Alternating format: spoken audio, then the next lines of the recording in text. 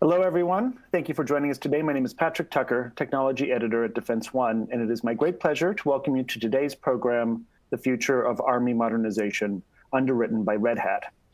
During this webcast, we will explore the Army's modernization strategy and discuss the technologies driving it forward, from the adoption of cloud, artificial intelligence, data analytics, and all of the Army modernization priorities, how they fit in a larger construct of joint domain operations, and really the transformation of the United States military.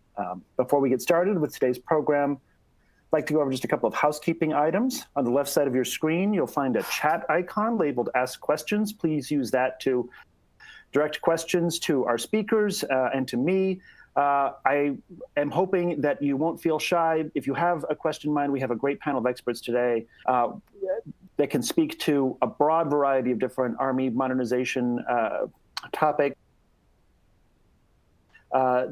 We have the Deputy Commanding General of the Army Futures Command. We have representatives from RAND and CSIS. So really hope you'll avail yourself of the opportunity to ask some questions about the future direction of Army technology, the future direction of the Army.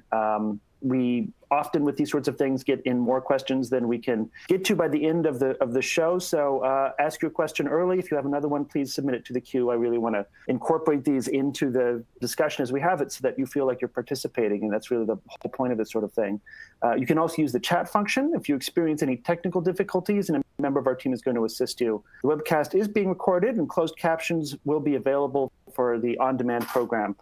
So with that, let's meet our speakers today. Joining me is Andrew Hunter, Senior Fellow, International Security Program and Director of the Defense Industrial Initiatives Group at the Center for Strategic and International Studies, Lieutenant General Scott McKean, Deputy Commanding General, U.S. Army Futures Command, Pete Shermer, Director of Emerging Policy Research and Methods at RAND. And with that, let's get to this discussion. I'm going to start with you, Andrew. Can you give us a quick 2 or 3 second interview into you and what you do at CSIS and how that relates to Army modernization? Yes, well, thank you, Patrick, and it's a real pleasure to join you and the audience today for this session, and especially my co-panelists. I run a program at CSIS called the Defense Industrial Initiatives Group. And as the name implies, we focus on defense industry and the defense acquisition system. And then the contracting process, it intermediates the relationship between the two. We also do a fair amount of work on defense technology and defense trade, foreign military sales and the like. And we've done quite a bit of work on Army modernization over the years, including a fairly substantial study on the Army's modernization strategy a few years ago, which certainly pointed in a similar direction that the Army decided to go, I'm sure mostly on its own merits for its own reasons. But we've had a deep interest in, I would say particularly in how to update the acquisition process to acquire some of the high-tech network technologies of today, which I hope we'll talk about more. Okay, wonderful. General, please. Hey, Patrick, thanks for having me and the co-panelists as well. I am the Deputy Commanding General for Army Futures Command. I came from being the Chief of Staff at U.S. Central Command, and before that I was a division commander with the Combined Division in Korea. So I tell you all that in the sense that I've had the opportunity to serve kind of in a both joint and combined environment. So, you know, modernization truly, to be successful, will require working with our fellow services and with our multinational partners and allies. And so as the Deputy Commanding General and the Director of the Futures and Concepts Center, I deal with concepts, requirements, and experimentation. And I really look forward to having a conversation about you know, the Army as it transforms. And if there's one takeaway, it is that the Army is transforming, and we've been in the midst of transformation now for, you know, since the publishing of the multi-domain operations concept in 2018. And so I look forward to talking and having good questions about that. Thank you. Okay, wonderful. Thank you so much, Pete.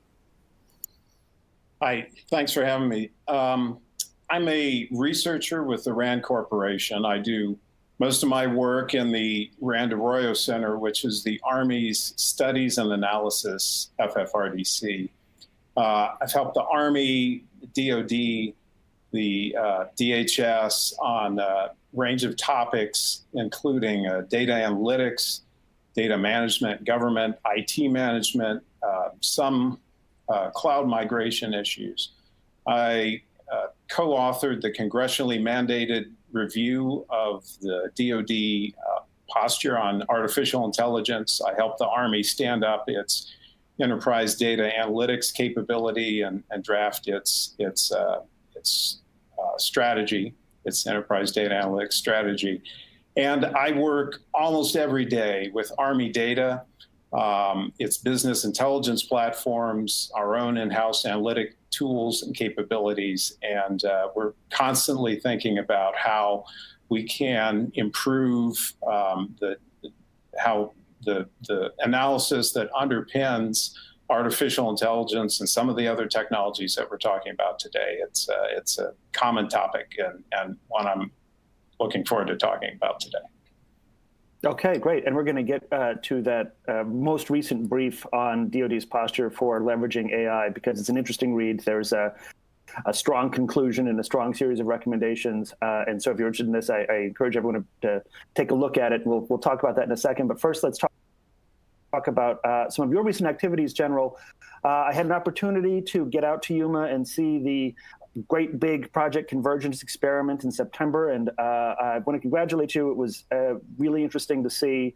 And also congratulate you on the courage to invite journalists, because it definitely helped me to understand how the Army is currently positioned to achieve the ambitious objectives that it wants to achieve. So there was a lot to see. There was a lot of firing. There's a couple misses, but from my perspective, it really clearly demonstrated that by linking together a lot of different platforms, the Army really was able to collapse the time it takes to identify a target and stick an appropriate shooter on that target, and do so orders of magnitude faster than is kind of the state of the art today. So I wonder if you could tell us briefly your perception of what happened in September, and also give us a look ahead for where Project Convergence goes this year, now that you're the head guy taking over that entire project. Hey, thanks, Patrick. And it was great to have you out there. And really, we call Project Convergence, our campaign of learning. And it's part of this overall modernization process. It's not just learning about technologies. It's really learning about how to work with industry, how to work with the services, how to work with industry in the sense of being able to increase our velocity of experimentation and really get results out of things that maybe in the past didn't turn out the way we expected them to. And so Project Convergence is bringing together the services in Project Convergence 21. And I think this is important to understand. So Lieutenant General Jim Richardson is leading Project Convergence 21. I will do 22. But what we've established is a 3-star board of directors. And so each service has a 3-star that has been participating in the planning and the preparations for Project Convergence 21. So this really gets to in 20, where we had kind of, how do we link a sensor with a shooter and a command control node, to where we are now getting all sensors, best shooter, right C2 node. And so this ability to show the interoperability amongst the services and bringing all of our capabilities together. Look, there's no guarantee that we're going to succeed in this, right? I mean, that's what we're out there doing, is putting, the equipment out in the dirt, out with the scientists, and we like to say soldiers with scientists, and looking at this to see how this technology will help us solve the challenges that we know are out there with the adversaries and their growing capabilities. So it's really an exciting time to be part of this. As we move forward, we'll continue to leverage industry and get them more involved in this problem-solving campaign of learning that we're on. but we'll also bring in allies and partners. And right now for 22, we have a few partners and allies who are already committed. They're part of the planning process. And so this really underscores the interoperability. And what I mentioned at the beginning is if we want our ability to be successful, if we want to be successful, we have to be joint and we have to be able to work with our partners and allies. And I think that's what Project Convergence is going to bring to us. Who are the partners that are committed to 2022? So thus far we have so the United Kingdom and Australia are both committed to Project Convergence 22 at this point. Okay, great. So that's awesome. I remember there was a British contingent there, and I know that getting that sort of across partner collaboration is really key, and that cross-service collaboration has been a tricky thing. So tell us about the challenge from your perspective before we get on to some of the acquisition things that you talked about, which is, I think, a real great focus here. But the challenge of integrating other services in your experimentation when, of course, the Air Force has their own experimentation through ABMS, the Advanced Battle Management System on-ramp series that they've been doing for a little while now. The Navy has its own sort of joint all-domain experimentation through Project Overmatch. So on the one hand, it seems like great. Everyone is trying to work new multi-domain network capabilities towards the same objective, but they're all doing it sort of in their own lanes. So I wonder if you could speak very briefly to what is the challenge of bringing in other services to make sure that everyone stays on the same page and that everyone understands and is getting the same lessons from these sorts of individual experiments. No, thanks for the question. And it is an important question because that really is the essence of making Project Convergence successful. And as I said, this board of directors, the investment of the services to have the 3-star general officer or flag officer involved in the planning and the preparation is what is the forcing mechanism to ensure that, that these different technologies that are being brought to bear, one, works the problems that we're trying to work as a joint force, but in some cases it's also solving some of their own challenges. But very, very few times are there missions out there that don't involve joint aspects in the mission set. And so whether it's supporting ground forces with air, whether ground forces are providing long-range fires in support of maritime forces or air forces, this is the way we're going to fight in the future. I think we all realize that, so we're all vested in a successful venture. One of the big things that's occurred this year, and based off the lessons of Project Convergence 20, is we've gotten all of our labs connected now where we can test technologies in the labs without having to come together in one location and run test over test and those things. And, it's a pretty expensive venture. We're doing it in the labs now. And so if a technology can't bear out in the labs prior to the exercise, then it won't participate. It'll, we'll save that for the next exercise. And so this is really increasing the velocity of our experimentation. That's one of the goals that I have as director of the Futures and Concepts Center. How do we accelerate our experimentation? Because the rate of innovation out there is requiring us to do so. We know our adversaries are experimenting every day, and so it's just essential that we do that. Okay. So let's stick on that acquisition theme, and let me turn to you, Andrew. You've been watching the way the Army has stood up an entirely new command to change the way it interfaces with academia, changes the way that it interfaces with industry, taking a much more open, kind of a more Silicon Valley approach to interacting with, I think, particularly non-traditional defense players. That's kind of the whole point of Army Futures Command, and big new shiny hip office in downtown Austin. Very unusual place for Army to put a command, kind of a historic first. But based on your experience and your evaluation, how is Army doing in that effort to reach out to new players, to players that may have something really innovative to offer in IT that are kind of beyond the traditional Defense Department primary contractors? Where has there been, from your perspective, some progress, and where might there also be some challenges? Yeah, thanks, Pat. I think there's been a lot of progress, and I really want to highlight the what I think is the excellence and the genius of the CFTs, the cross-functional teams within Army Futures Command, which have brought together the different parts of the acquisition community, consider themselves part of the acquisition community, those setting requirements, the sustainment,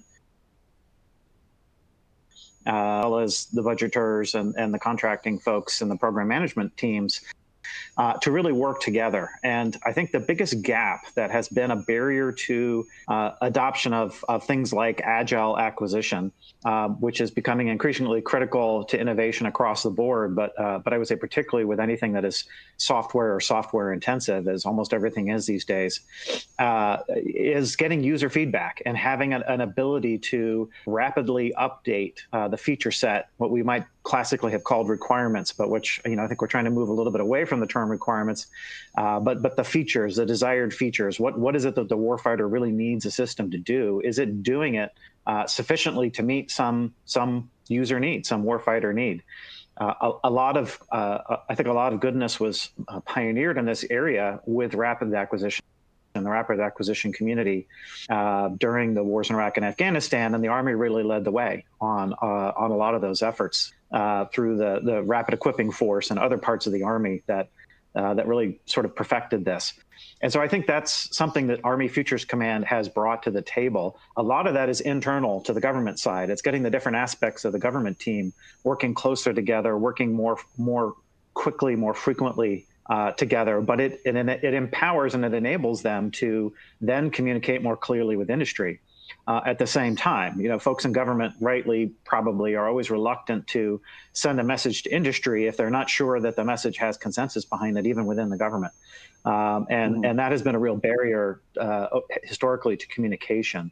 I think what Army Futures Command has brought is not just the outreach capability, but the organizational capability on the government side within the Army to develop a message to send to industry that is a consensus message or near or as close to a functional consensus, right? Where a senior decision maker can decide the approach forward and make that the Army position, and then we can share that with industry and take industry's feedback, roll it into this same decision process in a way that might have taken years under a more classical approach. So I think there's a lot of goodness here. I think it needs to be said that part of that advance is the agreements, a lot of more flexible contracting tools, which have been around for a while, but there's been kind of the green light given to use those to intermediate and to ease the relationship with industry.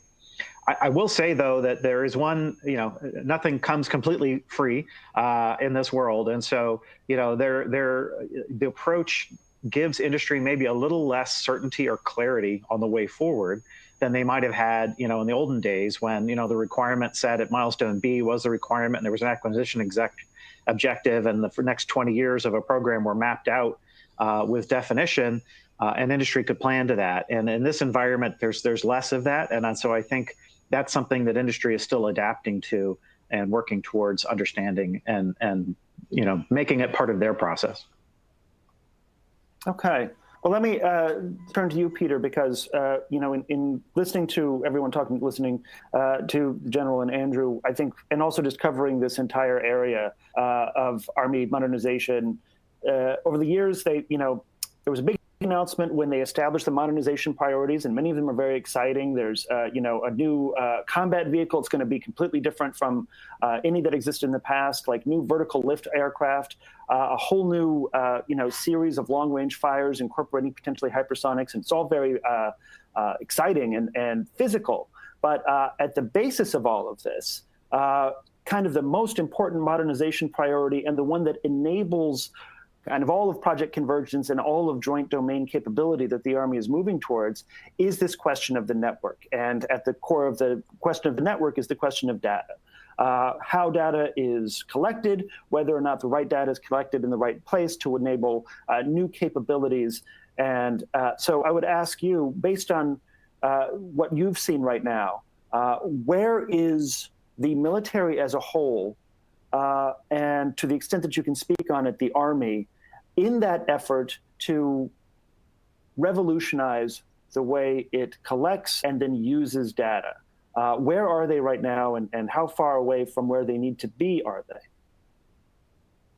I think we've seen in the last few years a real change in the culture around data within the Army.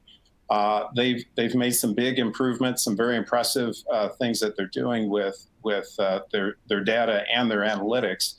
To name a few things, we have the Army has a chief analytics officer now. There's an Army analytics board. They are starting to run, the Army is running these Kaggle-like competitions called Deep Green. And for folks who aren't familiar with Kaggle, there will be a data set and a challenge to analyze it and find some interesting result that's been set forth. And people, in the case of Kaggle around the world, can address this. With Deep Green, it's not simply Army analysts. It's open to other people within the defense community as well.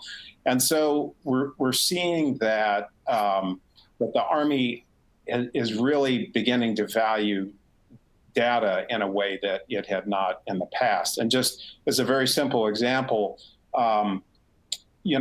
typically the big Army ERP systems and other systems that have data in it were really designed to capture the data that would support the mission of that ERP. And now people are realizing you can repurpose these data. For example, with the Global Combat Support System, GCSS Army, that is the Army's tactical maintenance ERP. There's all sorts of great information in there about how different really individual vehicles and platforms are being used, what sorts of training activities are taking place. But the Army in the last couple of years has made some modifications to that system and to others specifically to support data analytics. And then they have stood up a very rich data environment that is now called Army Vantage, which is really an a data aggregator. It's a data lineage tracker, so you can have more confidence in what you're doing. And it's an analytics platform too. And I'd be remiss if I didn't acknowledge the Army's rich history of data analytics. It certainly didn't start in the last few years. The operations research date to at least the Second World War. So it is part of its culture to do this analysis, but the Army, I think, has a much different view of data and its role, and that's going to be so important for with these systems that we're hearing about that will be coming online as part of the modernization effort. Not only to be able to communicate with the soldier on the battlefield, but all the stuff that sustains and supports it, everything even back to enterprise level activities that are taking place. That those data are really key. And I think the Army has made very impressive progress on that front in the last few years. Okay. And we'll get to some challenge areas perhaps in just a bit. But first, I want to turn back to you, General, because we talked a little bit about different applications for that data going forward. And the Army, in many ways, I think, compared to other services, has one of the most interesting data application areas, which is in the field of soldier lethality and actually changing the entire art of combat and the profession of arms as it's been practiced historically since the beginning of time. So just this hour, while we've been on this webinar here, I've been told from sources some news coming out today about the Army IVAS program, the futuristic new goggles for soldiers.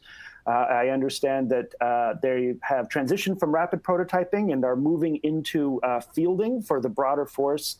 There's a very large number attached to that contract from Microsoft. I'm looking at a ceiling of $21.8 billion over 10 years. So I wonder if you can comment a little bit, General, on IVAS and your expectations for what that's going to be able to do for soldiers, especially as it moves now into rapid fielding across the wider force, how that changes your understanding and really the Army's understanding of soldier lethality and presents new advantages for soldiers as they undertake training to operate potentially against a very high technological adversary. It's a completely different ballgame than what the Army's been involved in over the last 2 decades. And my understanding is that the sense that programs like IVAS are going to help. So I wonder if you could talk to a little bit of that and the role that data plays in making IVAS a program that's not just about a headset, but really about a radical change within the Army itself. Yeah, thanks, Pat, and thanks for the panelists' comments on where we are and where we're going. I think it's data is obviously one of the keys to the future here is our ability to fight faster, at the speed and range that's going to be required in the future. And I know General McConville has talked a lot about that here recently, and so Project Convergence really is bringing us that venue to see how this data, how do we work with this data? How do we bring it to bear to allow us that speed and range that's required? And that convergence really comes from, do we have I believe you said at the beginning here, an underlying data network that allows us to bring these technologies together? And so one of the challenges is common data standards. And, I know we've been working through that as our previous secretary signed a directive on that we will adhere to common data standards. We've worked, and we really appreciate Lieutenant General Kroll and his leadership, the Joint Staff J6.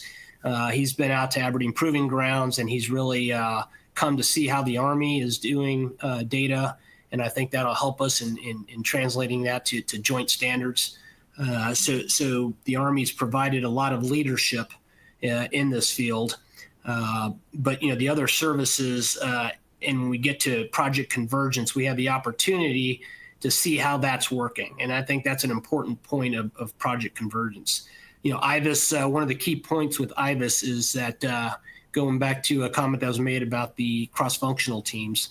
So, Major General Maria Gervais and her work with the synthetic training environment has really brought this together. So with IVAS and the work that's done there is not only being able to have capabilities on the battlefield, but before you even get on the battlefield, being able to rehearse the 3D battlefield and terrain that's been developed is going to help our soldiers, rehearse and do this before they actually get on the battlefield. And I think that will save lives. IVAS, the technologies that are coming out with those, Dave Hodney out at Fort Benning has really done some great work with the soldier lethality CFT in bringing this technology and into the hands of soldiers. And this is really one of the key aspects of the Army's modernization and what AFC is doing differently than maybe we did in the past. And that's the soldier touch points. Having the soldier and the scientist team together so that not only is the soldier understanding how the technology is supposed to work, but the scientist is understanding the context in which the soldier is going to use it. And that's where something like IVAS is going to really be a benefit moving forward, is because the soldier and the scientist have teamed together. And so I think it's going to increase the potential of these technologies that much faster. And so moving forward, I think what we'll see is our rate of innovation is going to increase because of that teaming. Yeah, so one of the things that I noticed in watching Project Convergence that struck me as a kind of a big change from the way I think a lot of people conceive of military exercises and operations was that in order to make the whole thing work, not only did you have operators, but you had coders that had to be part of the exercise as well. And they had to do kind of like rapid coding on the fly in order to get everything to work right. So I wonder if very briefly you could touch on how talent for the U.S. Army and the sort of talent that you're seeking That's beginning to change and diversify as we incorporate new technologies and more information technology into operations to keep up the pace of operations. How has your need for different types of people, including coders and possibly scientists to work alongside operators, how is that beginning to change? No, and that's a great question. And I think this is exactly why our Chief of Staff of the Army has made people his first priority, is exactly this reason. The skill sets that are going to be needed by our soldiers on the future battlefield, we can't wait for the future to start training on them, training them on those. And so we're developing those things now. And I believe, as you mentioned out there at Project Convergence 20, we saw the need to be able to what we call code at the edge, right? To code at the tactical edge. And there was things that were being solved right there, day to day out on the Yuma proving grounds as the different elements were looking at how to solve the problems, whether it was technology or getting things to work together. And so things like the software factory that we're standing up, we have a cohort of 25 service members and civilians who are working together right now, teamed with industry and with academia to really, build that cohort of folks with the skill sets that will then be able to train future service members on how to do, those type of digital skills that will be necessary on the battlefield. And also the efforts that we have out at Carnegie Mellon with the Army's Artificial Intelligence Center out there and Dr. Doug Maddie, where we're bringing artificial intelligence and doing training, in the different applications of it. So I think it's a really exciting time. I mean, the teaming with academia, University of Texas, Texas A&M, and others is really putting service members and putting the technologies in their hands now and training them for those experience sets that they're going to have on the future battlefield. Yeah, and I think it's such an important point too, because we have this sort of like image in our head of what sort of person the Army might be looking for. But in truth, the Army needs this very wide diversity of people for this wide diversity of roles. And so there's a lot of, not that I'm like, in charge of recruiting for anybody or anything, but the Army needs a lot of people that are good at a lot of tasks, analytical tasks and technical tasks that a lot of people don't necessarily automatically associate with soldiering, even though, of course, they still need folks that can do the traditional, very physical soldiering roles too. So I think that that's an important point. And it's also a reason why diversity is actually a important national security priority, which is something that military leaders have been talking about as very important. Like it's not just lip service, it's not just to appease a particular political constituency. It's actually an essential part of making all of this stuff work, getting the right people that can do coding, that can do artificial intelligence training or can work on cutting-edge machine learning projects besides soldiers. Like they all play a big role in the future of the military. And I think that that's something that I've heard from top leadership, and I just think it's important to reinforce. But you've brought up some novel uses of artificial intelligence and human-machine teaming, and I know that that's an important part of what you are looking for out of future objects that might populate the battlefield. So I want to turn to you, Andrew, and then to you, Peter, and talk a little bit about where you see potential challenges in terms of human-machine teaming in the future. It's a very rapidly evolving field. Humans that are in the consumer space, we may interact with autonomy in very limited ways, particularly when it comes to vehicles and things like that. So the Army is kind of very much at the cutting edge of this entire research field. Andrew, tell me a little bit about where you see the opportunity and the challenge for human-machine teaming within the Army in the coming months. And then, Peter, I'll put the same question to you, and then transition a little bit into something that you wrote in your recent RAND brief, which I think provides some important context for the overall approach of the Defense Department to artificial intelligence. But first, Andrew, a brief note on artificial intelligence, human-machine teaming in the military, and where you see it going.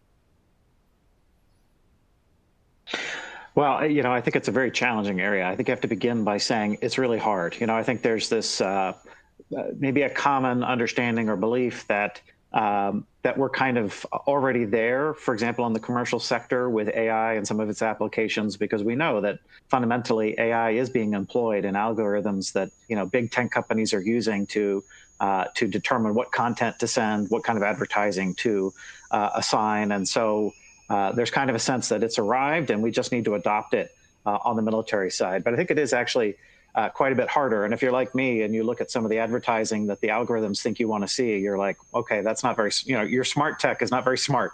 It's pretty, there's a long way to go. And there's always I guess the infamous example of Clippy, the Microsoft application. It looks like you're trying to write a letter. Can I help you? Well, it's the most annoying thing in the world, right? Notoriously, classically, something that no one wanted. So it's actually quite. Yeah, it's actually quite hard. Yeah, it's actually quite hard to get this human machine interface right. And when people think human machine interface, they may be thinking a UAV that's interacting with a vertical lift system, and so Clippy may not seem relevant, but fundamentally it's about how to share the load, the cognitive load of analyzing information and making decisions about what to do. And in that context, Clippy is pretty relevant. And it's quite challenging to come up with the right mix, right? To put the right tasks with the AI and the right tasks with the human operator that actually optimizes performance and maintains, command control, human in the loop in all those situations where you want it. And so, it's going to be a long slog. I think there's no doubt about it. But, again, to me, the key is with events like Project Convergence, the only way to learn is to do and is to try and to do the experimentation. And so you can do a lot in the lab, and the person in the lab may think that the AI is working great and doing exactly what it should do. But then you get, soldiers into that process, and they have a whole different set of expectations, perhaps, and desires for what they want the AI aspects of a system to do for them. And even from unit to unit, that can change. One of the things about AI is it can become very particularized to the way it was trained and to the environment in which it was, originally set up to operate. And the military classically works. You don't always know ahead of time where you're going to go, where you're going to operate, what the environment's going to look like. So I think it is going to be, a challenging process, something we're going to have to work through. It's not going to always be pretty.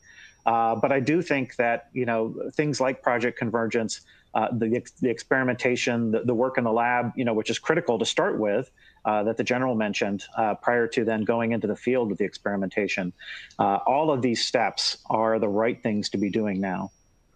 Okay. And let me turn to you, Peter. I do want to get to audience questions. We have several, and they're very good.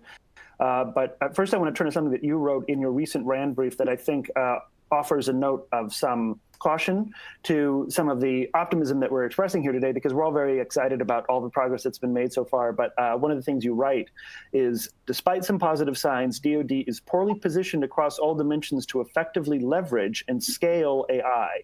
And you offer a set of recommendations, both strategic and tactical, for moving forward. And I know that there's so many, and maybe it might seem difficult to summarize them, but can you expound a little bit on that? There are positive signs, but DoD is poorly positioned across all dimensions to effectively leverage and scale AI. How come? Well, one of the things that we found is the Joint Artificial Intelligence Center and the services have comparable organizations that they've stood up as well. Really does not have a directive or budgetary authority to control resources or programs or things of that nature. And there really aren't roadmaps for how the department or the services want to progress and expect to move out on this in a coherent way. And the services and the department are also lacking in baselines and meaningful metrics, and those would include a mix of technology metrics, adoption metrics, and impact metrics. And so, this is not unexpected. It's something I think that as the technology emerges, people get a better sense of how much centralization you need for these things, how much you have an organization directing resources and plans and so forth. And I think that we'll get there. I mean, obviously, the panelists today have very thoughtful about where we are and also about some of the challenges, but they are just multifaceted. And you touched on this with the personnel. There are all sorts of questions about, just even at that level, about the skill sets you need, and also about your tactics, your techniques, your procedures when you're dealing with uncertainty in an environment, and being able to understand that the AI itself is uncertain too. So there's a lot of coordination that's required here.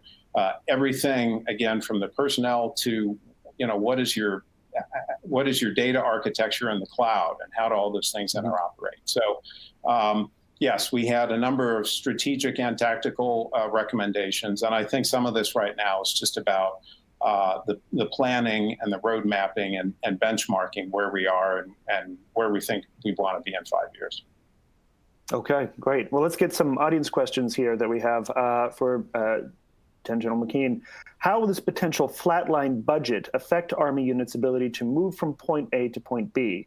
Several legacy systems are old and incapable and not included in the 31% B4 ship-to-shore offload, family of bridges, et cetera, while armor HET loads have increased.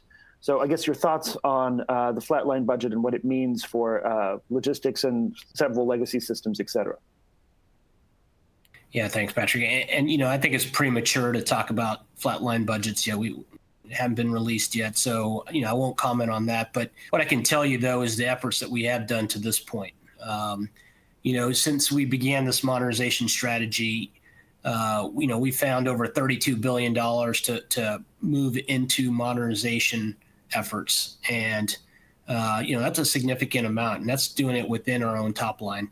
So a lot of the progress that we've made to this point has been by our own investment into modernization, and just shows the amazing work that our leaders out there have been able to do, because our readiness is probably at one of the highest levels it's been at, and to do that while we're investing into modernization really shows, I would say, the leadership that's out there that's getting after readiness, but also the work that General Murray has led, over the past 2.5 years with Army Futures Command to really organize and lead our modernization effort. And I think that's why we're seeing the results that we're seeing. Okay.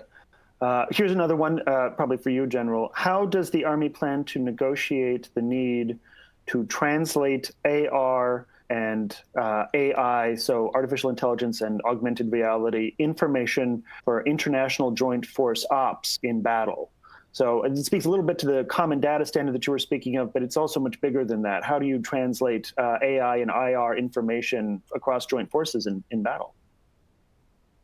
And that's a great question. And I think that's a lot of what we're learning right now, and that's why we call this our campaign of learning, is that AI is, I believe one of the panelists said, it's here now. I mean, it's been, it's on Google and all these other type of, tools that we use today, but really in the application of the military, and defense, it becomes more challenging. One is because it's going to be contested as well, right? I mean, how do we ensure, I think you mentioned, how do we ensure artificial intelligence and the data is correct and being applied in the right way?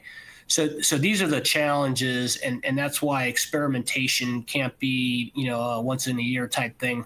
We have to increase our velocity of experimentation, and that's how we will learn the different aspects of artificial intelligence and how it can be enabled, how it can enable our technologies, our systems, and then, bringing along our partners and our allies in those efforts, I think, is what will be the key to success. Okay. Here's another one from Daniel Gomez that touches a little bit on some of the things that we've been talking about. AFC and other working groups are making great progress in technological applications, but what is being done to upgrade our soldiers' mental capacities? What is the Army doing to increase soldier creativity? identify systemic hurdles, and remove antiquated processes suppressing creativity? That's an interesting question. I'm not sure you get too often, but it sort of speaks to what you were talking about earlier with that need to team soldiers with coders, with scientists. But yeah, can you talk to a little bit about that, like the future mental aptitudes that we perhaps traditionally haven't associated with soldiering that might be important for the future? Yeah, no, and really, this is essential, right? I mean, this is why General McConville has made it his #1 priority. I mean, obviously, we have to take care of our people. We have to train them, make sure that they're ready for the things that we're going to ask them to do and put them in harm's way. They have to be ready for that. And so I think, one aspect has been just our leaders in general are more open-minded to the technology. They've been more exposed to the technology. After 20 years of combat, I think we realize some of the challenges that are going to be faced. We do envision a battlefield that will be, where forces may have to disaggregate before they can reaggregate because of the lethality and the hyperactivity of the battlefield. And so we have done, some hard thinking. We've created a talent management task force to really take a hard look at what are the skills and attributes that are needed by our soldiers and leaders to be successful and to survive on the battlefield. I'll just give an example, and this is really more on the leader side, but it gets at how we're addressing leaders to take care of our soldiers. And that's, we have an evaluation process now to select our commanders at the battalion and brigade level. And, this process is really taking a look at the attributes that our leaders have. And it's had some pretty amazing results, even though it's early on in its implication or implementation.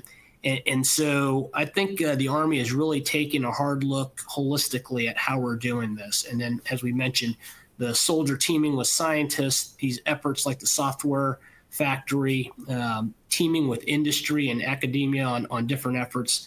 I think we're really expanding the aperture of how our soldiers are going to learn and train in the future. Yeah, I think that's Patrick, can I weigh in on this one? Please, go ahead. Yeah, I was just going to say, I think there is one of the key things is not just, I think, improving or working on the capacity of the soldiers you have. It's also being able to recognize those who exhibit talent, who gain skills that are relevant to the future war fight that may not traditionally been the skills that the personnel system was designed to look for, and ideally reward them. At a minimum, don't punish them for doing that. Notoriously, the personnel system, and I say this with love, and I've worked for years in the acquisition system, which also has challenges with accommodating to the new. But historically, the personnel system, it's looked for, it has certain benchmarks and criteria that it has been looking for to qualify soldiers for promotion. And understanding of AI, ability to code, language proficiency, the ability to solve, some of these complex problems haven't always been on that list of things the system is designed to look for.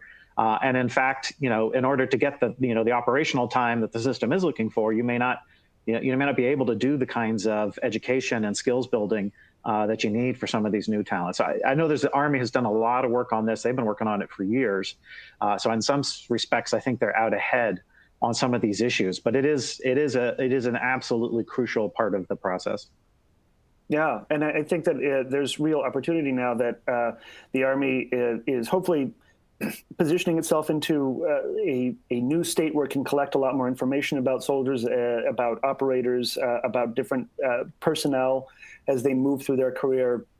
Some of that information could be related to performance, and that could, in theory, enable much faster transitioning and promotion of individuals that exhibit talents that are perhaps not traditionally associated with success in soldiering, but are very important for the future. And if you think that that's you and you're out there and you're Army personnel, I can just tell you, and you're sort of curious about the future of machine learning, I would just caution you, first, we take statistics. We want statistics. Then maybe calc, and then just do like Andrew Ning's Coursera course on machine learning, and you'll be in a great position after that. So, this stuff it's a great thing about this stuff. It's really open to anybody.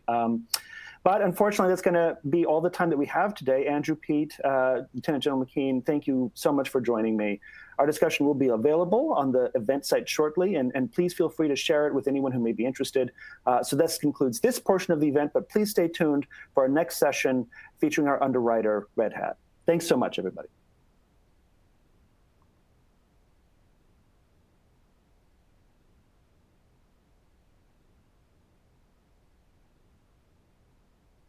A big thanks to our editorial panel. I'm George Jackson, Director of Events at Government Executive Media Group, and it's my pleasure to continue the conversation with Rich Lucenti, Principal Solutions Architect at Red Hat. Rich, welcome, and thanks for chatting with me today. Good to be with George. So tell me a little bit about yourself, what you do over at Red Hat. So I've done quite a bit of things at Red Hat. I've been with Red Hat just over 10 years, mostly as a solution architect, talking to customers, explaining technology, making our technology accessible to them.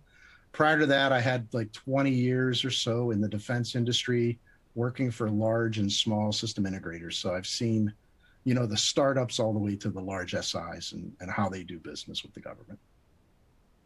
A long history, I'd imagine, with the Army. How do they need to adapt and innovate to address national security challenges right now? So I think it's very clear to a lot of folks that the legacy way of approaching systems development isn't necessarily working as they need it to meet the needs. So we see, obviously near peer threats from, sectors that weren't typically our adversaries. And there's also a general need to accelerate the way we can deliver new capabilities and solutions. So the Army really needs to address the model they follow to meet the needs of the fighting force, not just today, but in the future. So we all know what the tech is today and what that can deliver, but there's always those unknowns that they have to also be able to adapt to. And that's where, we feel that Red Hat brings a level of technology and a level of what we refer to as the toolbox to help build those future innovative systems. So those future and innovative systems involve a phrase called hybrid cloud. You're quite familiar with it. How can it help the Army, maybe other defense organizations who are paying attention to this program, especially in the area of containing costs, which is so important to folks? So in my mind, the hybrid cloud really addresses the need to run applications where they make the most sense at the time you need to run them there. So the ability to develop an application that's highly portable, whether it's in your data center, in some forward base, or even on the tactical edge, is a key capability of what the hybrid cloud can deliver. So you're divorcing your applications from the infrastructure that they run on. And that's, I think, a big change from what's come before, where systems were delivered in highly integrated packaging, where you had the hardware, all the software, and the ultimate system that was providing the mission capability. What we want to do is try to separate mission capabilities from the platforms that they're being hosted on to give you that maximum flexibility. I'd like to pull on that thread. One phrase that you just used there, Rich, makes the most sense when you need them there. What do you mean on that? Go into a little bit more detail for us.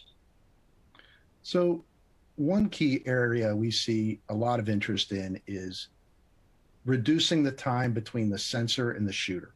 So when you think of tactical engagements, you think of warfare, having to ship information to some back-end facility for processing and then reflecting it back to the warfighter takes considerable amount of time and latency. What we want to do is exploit information as close to the action as possible, but also have that flexibility to send things upstream where it makes sense for maybe later analytics or other strategic type purposes. So reducing that latency between the sensor and shooter, reducing that decision time so that they can act on information as quickly as possible, I think will be one of the key discriminators in the future with warfare.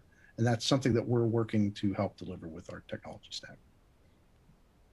So we've been largely philosophical, I'd say, at this point in our conversation. Let's draw these viewers back down to earth. Any success stories that you'd like to point to tied to modernization initiatives?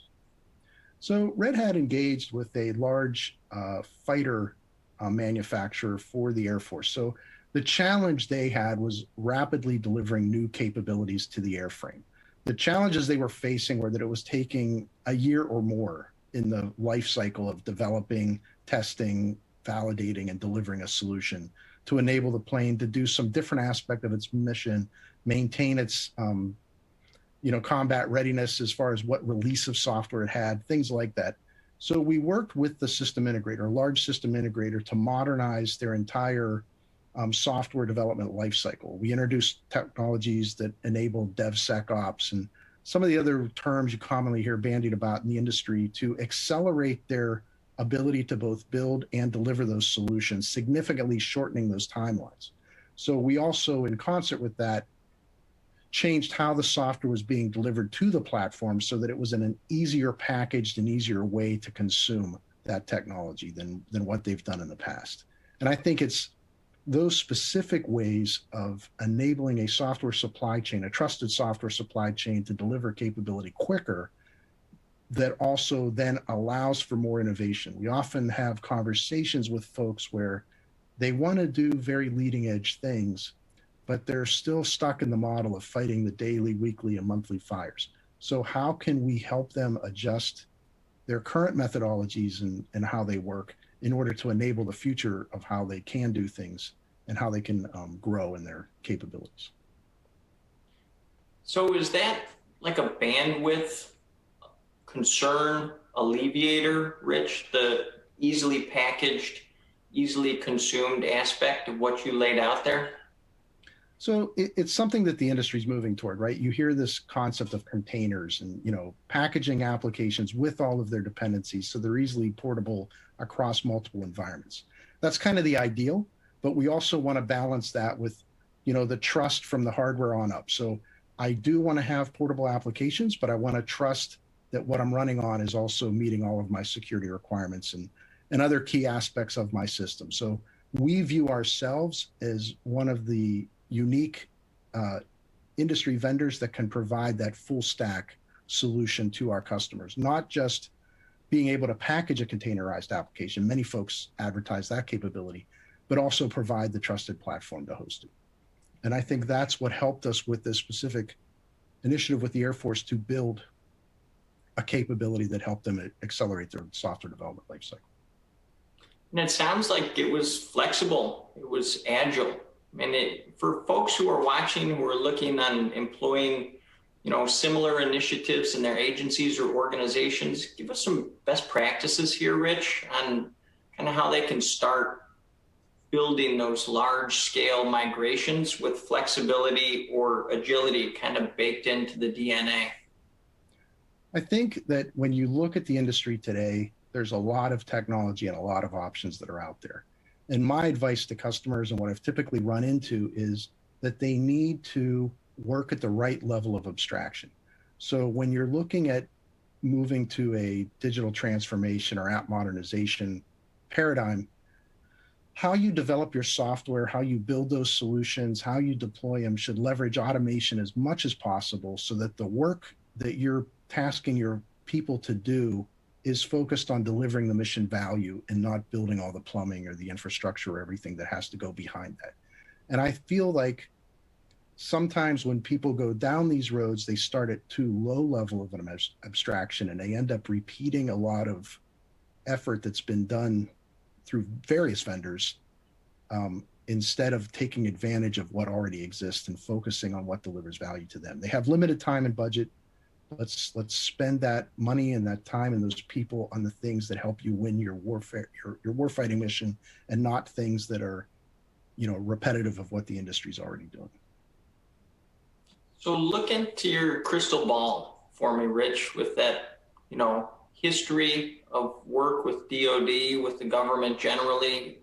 What are these successful modernization strategies going to result in for the Army and others? And I'm wondering about modern environments, reduced complexity, embracing new ways of working.